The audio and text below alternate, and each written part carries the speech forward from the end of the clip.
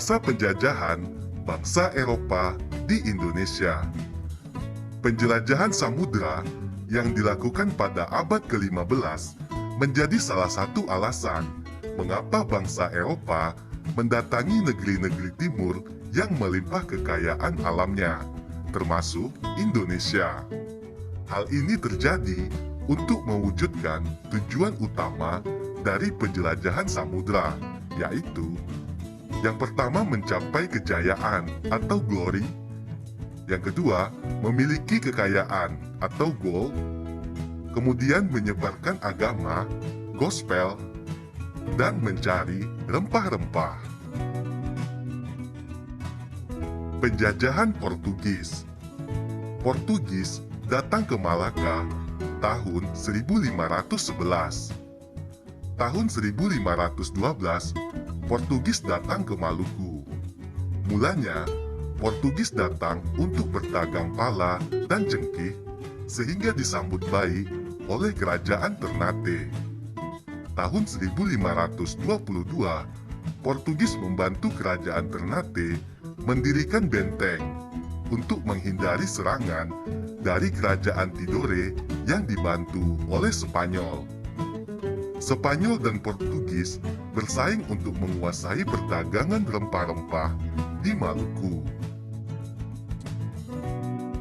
Selanjutnya, persaingan berakhir melalui perjanjian Saragossa yang membuat Spanyol meninggalkan Maluku. Akibatnya, Portugis memonopoli perdagangan serta ikut campur dalam urusan kerajaan. Portugis berhasil diusir oleh rakyat Maluku pada tahun 1575. Yang kedua, penjajahan Spanyol. Tahun 1521, bangsa Spanyol datang ke Maluku. Tujuan bangsa Spanyol ke Indonesia untuk melakukan perdagangan rempah-rempah. Bangsa Spanyol disambut baik oleh rakyat Maluku, khususnya rakyat Tidore. Rakyat Maluku bekerja sama dengan bangsa Spanyol untuk melawan bangsa Portugis.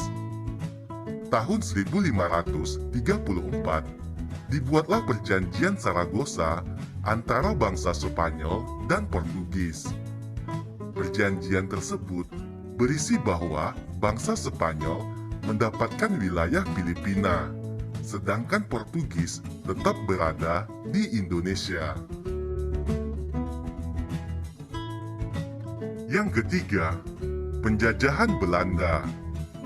Belanda pertama kali datang ke Indonesia dipimpin oleh Cornelis de Houtman pada 27 Juni 1596 di Banten. Belanda kembali datang pada tahun 1598 di Banten dengan tujuan untuk berdagang. Namun, tujuan Belanda kemudian berubah untuk menguasai Banten yang menjadi pusat perdagangan rempah-rempah. Selanjutnya, Belanda pun membentuk Verenigde Oost-Indische Compagnie atau yang disingkat dengan VOC untuk memonopoli perdagangan rempah-rempah di Banten tahun 1602 yang dipimpin oleh Jan Pieterszoon Coen. J.P. Coen menerapkan kebijakan politik untuk membatasi penanaman jumlah rempah serta pelayaran kapal guna mengawasi perdagangan rempah-rempah. Sikap VOC yang semena-mena mendapat perlawanan dari rakyat Indonesia. Akhirnya, VOC mengalami kebangkrutan dan resmi dibubarkan pada tanggal 31 Desember 1799. Perlawanan bangsa Indonesia terhadap penjajah. Pertama, peristiwa perlawanan terhadap Portugis. Pada tahun 1511, bangsa Portugis berhasil menguasai Malaka di bawah pimpinan Alfonso de Albuquerque. Sikap semena-mena terhadap rakyat Indonesia memunculkan perlawanan di Aceh dan Maluku. Mari kita simak perlawanan di setiap daerah berikut ini. Perlawanan di Aceh yang dipimpin oleh Sultan Ali Muqayyad Shah. Hasil perlawanan berhasil mengusir Portugis dari Pedir, Pasai, dan Aru. Perjuangan Sultan Iskandar Muda. Hasil perlawanan Sultan Iskandar Muda tahun 1614 berhasil mengalahkan Portugis di Bintan. Pada tahun 1629 mengalami kegagalan karena ekspedisi yang dikirimnya dihancurkan oleh Portugis. Perlawanan dari Maluku yang dipimpin oleh Sultan Babula. Hasil perlawanan berhasil merebut benteng Portugis dan mengusir Portugis dari Ternate.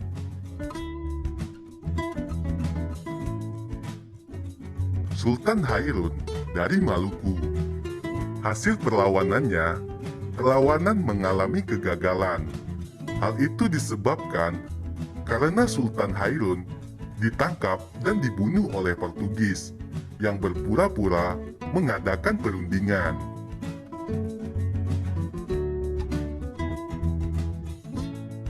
Peristiwa perlawanan terhadap Belanda.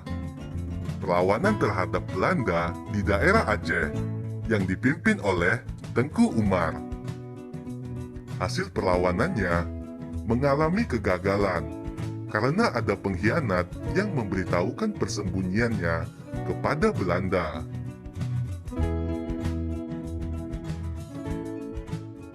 Perlawanan terhadap Belanda di Sumatera Utara yang dipimpin oleh Sisingamangaraja XII. Hasil perlawanan yang dilakukan oleh Sisingamangaraja XII mengalami kegagalan. Sisingamangaraja XII gugur dan seluruh wilayah Tapanuli dikuasai oleh Belanda.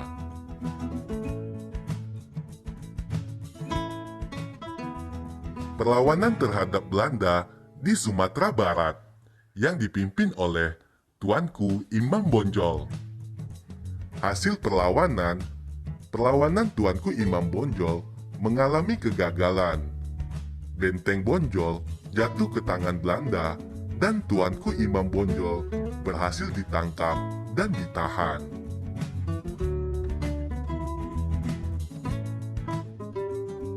Perlawanan terhadap Belanda di Banten di bawah pimpinan oleh Sultan Ageng Tirtayasa. Hasil perlawanan yang dipimpin oleh Sultan Ageng Tirtayasa belum mendapat kemenangan atas VOC. Pada tahun 1683, Sultan Ageng Tirtayasa berhasil ditangkap oleh VOC dengan tipu muslihat.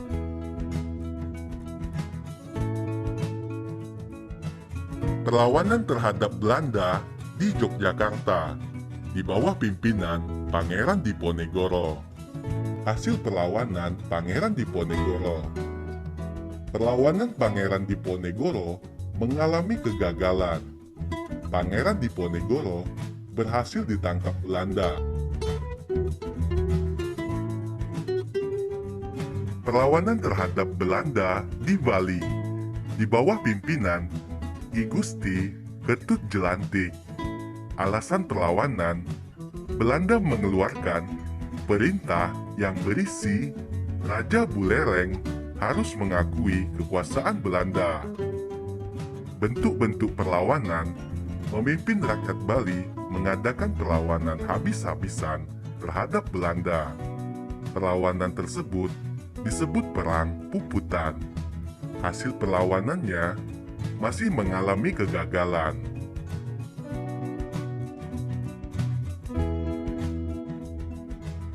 Perlawanan terhadap Belanda di Kalimantan Selatan di bawah pimpinan Pangeran Antasari. Alasan perlawanan, Belanda ikut campur dalam urusan pergantian tahta. Belanda secara sepihak melantik Pangeran Tamijidilah sebagai Sultan Banjar. Bentuk-bentuk perlawanan, Pangeran Antasari dibantu Pangeran Hidayatullah mengadakan perlawanan di sekitar Sungai Barito. Perlawanan tersebut disebut Perang Banjar. Hasil perlawanan mengalami kekalahan. Pangeran Hidayatullah ditangkap oleh Belanda.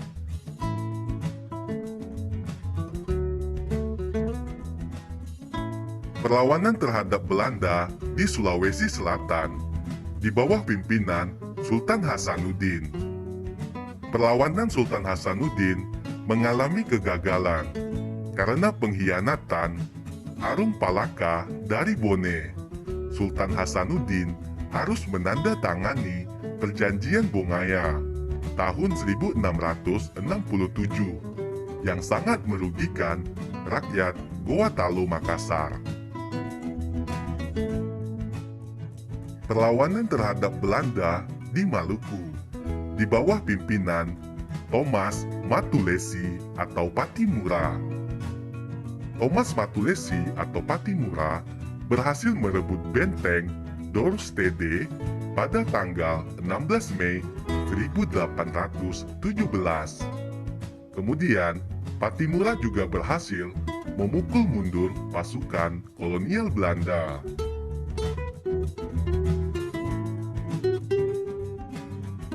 Perkembangan pergerakan nasional di Indonesia.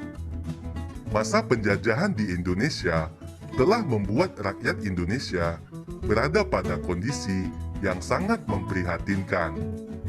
Pelaksanaan aturan tanam paksa dan kerja rodi memberi dampak buruk bagi rakyat Indonesia. Keadaan masyarakat Indonesia yang demikian memunculkan politik etis atau politik balas budi yang berdampak pada perkembangan sistem pendidikan Indonesia.